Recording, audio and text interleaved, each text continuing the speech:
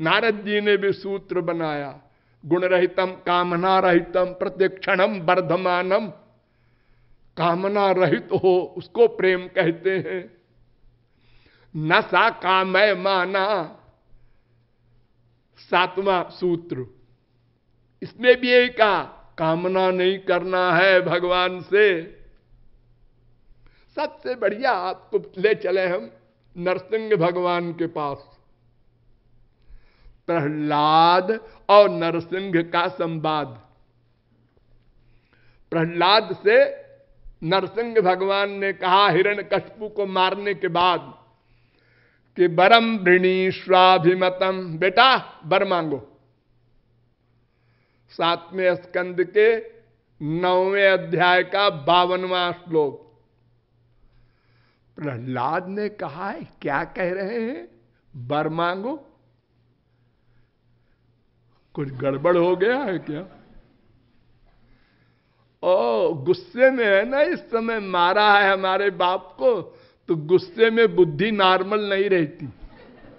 हाँ, भगवान ने गीता में कहा है, क्रोधात् भवति सम्मोहः सम्मोहात् स्मृति विभ्रमः स्मृति भ्रंशात् बुद्धिनाशः बुद्धिनाशात् प्रणश्यति। कोई भी क्रोध करेगा तो बुद्धि नॉर्मल नहीं रहेगी। लेकिन ये भगवान है, इनको तो ऐसा नहीं होना चाहिए। खैर, मांगो मांगो बेटा, सुना नहीं हमने क्या कहा? सुना है महाराज। यस्त आशीष आशास्ते न सभृत्य सबई बणिक। 7वें स्कंद के 10वें अध्याय का 4था श्लोक। महाराज बोलू? हाँ बोलो बोलो बेटा। जो अपने स्वामी से कुछ मांगता है वो दास नहीं है, बनिया है, बनिया, बिजनेसमैन। भगवान मुस्कुराए, हाँ हाँ ठीक है, मांगो मांगो। वो अपना बोले जा रहे हैं और वो काटे जा रहा है, छोटा सा बच्चा प्रहलाद। और सुनेंगे आप? अच्छा बोलो। अहं त्वकामस्त्वद्भक्तस्त्वंच स्वाम्यनपाश्रय। 7वें स्कंद के 10वें अध्याय का 6वां श्लोक। मैं ऐसा दास हूं कि मैं कुछ नहीं चाहता। नंबर 2, आप भी ऐसे स्वामी हैं जो हमसे कुछ नहीं चाहते, क्योंकि आप परिपूर्ण हैं। तो आप निष्काम, हम निष्काम, फिर ये मांगा मूंगी क्या है बीच में? चुप हो गए नरसिंह भगवान कि इतना छोटा सा बच्चा, इसने तो हमारी बोलती बंद कर दी। ठीक है बेटा, फिर भी मांगो, सब मांगते हैं। अरे अजीब पीछे पड़ गए, मांगो मांगो मांगो। अच्छा लो मांगते हैं। क्या मांगेंगे भाई? कामानाम हृदय संरोहम भवतस्तु वृणे भरम। मैं ये वरदान मांगता हूं, 7वें स्कंद के 10वें अध्याय का 7वां श्लोक, कि मैं कभी कुछ न मांगू, ये मांग रहा हूं। मैं कभी आपसे कुछ भी न मांगू, मेरी मांगने की बुद्धि ही कभी ना हो, ऐसी कृपा कीजिए।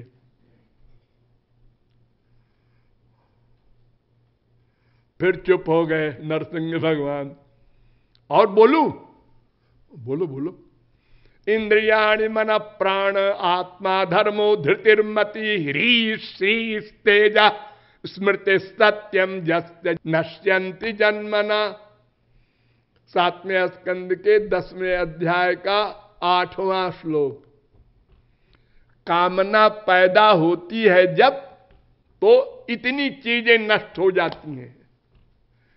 इंद्रियाणि, इंद्रियों की शक्ति, मन की शक्ति, बुद्धि की शक्ति, देह की शक्ति, धर्म, धैर्य, लज्जा, श्री, तेज, सत्य, झूठ बोलने लगता है वो कामना पूर्ति के लिए। इतने सबके सर्वनाश हो जाने के कारण रूप है वो कामना की चुड़ैल।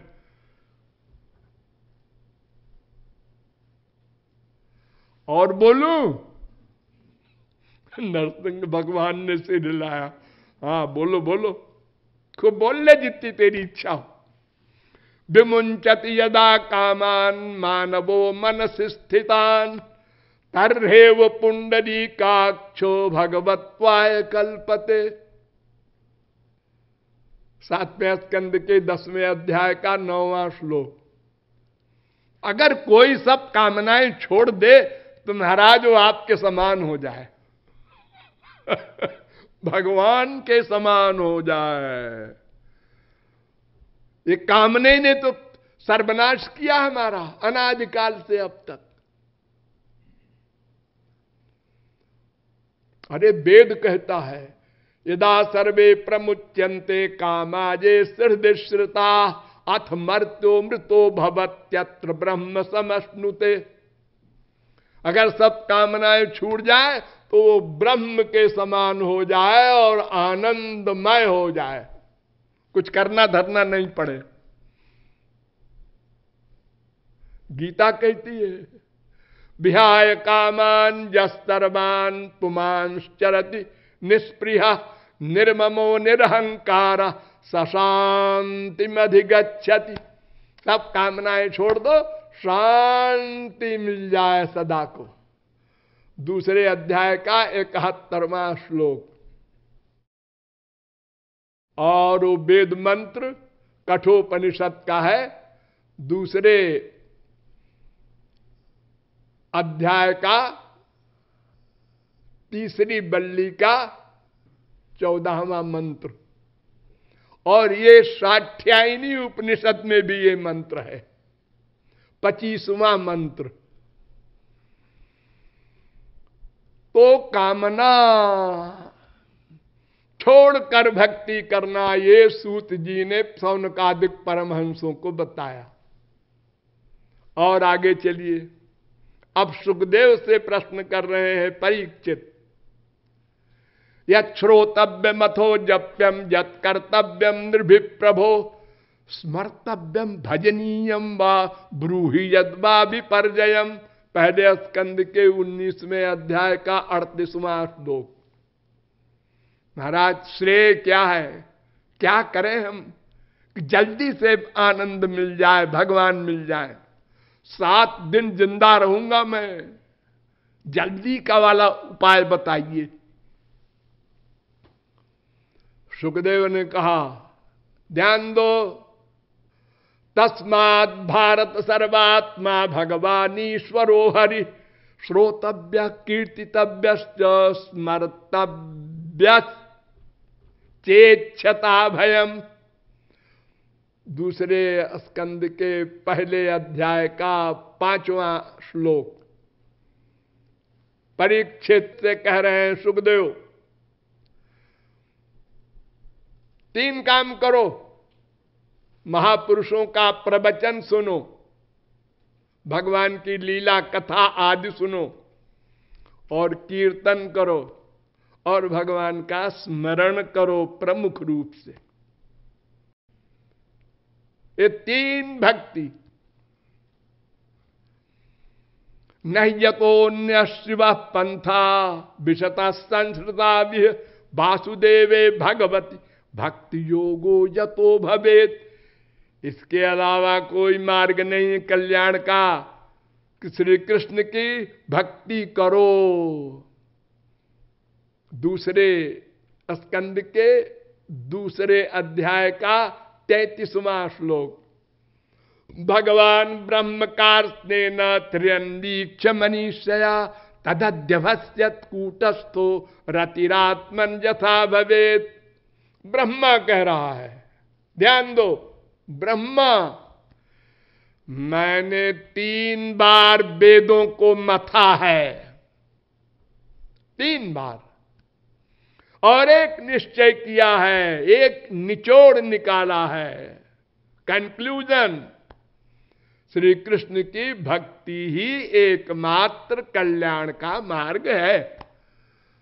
दूसरे स्कंद के दूसरे अध्याय का 34वां श्लोक, तस्मात् सर्वात्मना राजन हरि सर्वत्र सर्वदा श्रोतव्य कीर्तितव्यश्च स्मर्तव्यो भगवान नृणाम। दूसरे स्कंद के दूसरे अध्याय का 36वां श्लोक, बस 3 भक्ति करो, श्रवण कीर्तन स्मरण। ये सुखदेव ने उत्तर दिया है परीक्षित को, ये नंबर 2 बताया। अब नंबर 3 सुनो। ब्रह्मा के पुत्र मनु, मनु के पुत्र प्रियव्रत, प्रियव्रत के पुत्र आग्निध्र, आग्निध्र के पुत्र नाभि, नाभि के पुत्र ऋषभ, ऋषभ के 100 पुत्र, एक भरत, उन्हीं से ये नाम पड़ा है भारतवर्ष। पहले नाम था अजनाभ वर्ष। और 81 पुत्र हो गए कर्मकांडी, 9 पुत्र हो गए 9 द्वीपों के राजा, और 9 हो गए योगीश्वर संत। वो 9 योगीश्वर सारे विश्व में घूमते थे अबाध गति से, आकाश मार्ग से। एक बार विदेह निमि बहुत बड़ा यज्ञ कर रहे थे, 9 योगीश्वर पहुंच गए, सत्कार किया निमि ने और पूछा, अत आत्यंतिकम क्षेमम पृच्छामो भवतो नघा। आत्यंतिक कल्याण मनुष्य का कैसे हो महाराज बताइए। 11वें स्कंद के दूसरे अध्याय का 30वां श्लोक उत्तर दिया। कबीर ने 9 योगीश्वर थे, कबीर हरिरंतरिक्ष प्रबुद्ध पिप्पलायन आविर्होत्रोथ द्रुमिलश्चमसा करभाजन। 11वें स्कंद के दूसरे अध्याय का 21वां श्लोक। तो ये 9 योगीश्वरों में पहला कबीर योगीश्वर बोले कि मन्ने कुतश्चित भयमच्युतस्य पादाम्बुजोपासन मत्र नित्यम। श्री कृष्ण की भक्ति ही एकमात्र कल्याण का मार्ग है।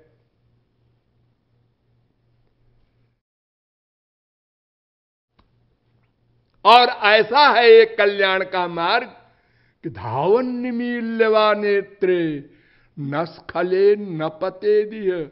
आंख मूंद कर दौड़ो, न गिरोगे न फिसलोगे। ऐसा है ये भक्ति मार्ग। क्यों? इसलिए तथा न ते माधव तावका क्वचित भ्रश्यन्ति मार्गात् त्वयि बद्ध सौहृदा त्वयाभिगुप्ता विचरन्ति निर्भया। भगवान पीछे पीछे खड़े रहते हैं, संभालने वाले, योगक्षेम बहन करने वाले। फिर उत्तर दिया कवि योगीश्वर ने, भयम द्वितीयाभिनिवेशतस्यादिशादपेतस्य विपर्ययो स्मृति तन्मायया तो बुध आभजेत्तम भक्त्यैकयेशम गुरुदेवतात्मा। 11वें स्कंद के दूसरे अध्याय का 37वां श्लोक। भगवान से विमुख है जीव, इसलिए माया ने दबा लिया है। तो इलाज भगवान के सन्मुख होना होगा। विमुख है, सन्मुख होना होगा। और गुरु को अपना इष्ट देव भगवान के समान मानकर और अपनी आत्मा के समान मानकर श्री कृष्ण भक्ति करनी होगी। ये इलाज। रोग भी बता दिया। ये रोग क्यों लगा माया का? भगवान से विमुख है। कब से? सदा से। भूलना नहीं। एक दिन विमुख हुआ ऐसा नहीं। एक बार सन्मुख हो जाए तो फिर कभी विमुख नहीं हो सकता। सदा पश्यन्ति सूरयः तद विष्णो परमं पदम, सुबालोपनिषद कहता है, 6वां मंत्र। अब चौथी जगह चलिए। उद्धव प्रश्न कर रहे हैं। मैंने एक दिन बताया था, बदंत कृष्ण श्रेयांसि बहुनि ब्रह्मवादिना, 11वें स्कंद के 14वें अध्याय का पहला श्लोक। कल्याण किसमें है? तो भगवान ने उत्तर दिया था कि जितने भी कर्म धर्म ज्ञान तपश्चर्या योग यज्ञ हैं, ये सब अधूरे हैं। इनसे न माया निवृत्ति होगी न आनंद प्राप्ति होगी। फिर क्या करें? भक्त्या हमें कया ग्राह्य श्रद्धयात्मा प्रियस्तताम, 11वें स्कंद के 14वें अध्याय का 21वां श्लोक। केवल भक्ति, एकया, और कोई मार्ग नहीं। अरे उद्धव, न तथा में प्रियतम आत्मजो निर्न शंकर, न च संकर्षणो न श्रीर नैवात्मा च यथा भवान। मेरे भक्त मुझे इतने प्रिय हैं, 2 शर्त वाले, निष्काम अनन्य। वे मुझे इतने प्रिय हैं कि मेरे बेटे ब्रह्मा भी उतने प्रिय नहीं, शंकर भी नहीं, अरे मेरी श्रीमती लक्ष्मी भी नहीं, और तो क्या मेरी आत्मा भी मुझे उतनी प्रिय नहीं है जो सबसे प्रिय होती है सबके लिए। जितने प्रिय भक्त हैं, बताओ कितने प्रिय हैं? बताओ। ये 11वें स्कंद के 14वें अध्याय का 15वां श्लोक है। निरपेक्षम मुनिम शांतम निर्वैरम समदर्शनम, मेरी बरसाने वाली प्यारी प्यारी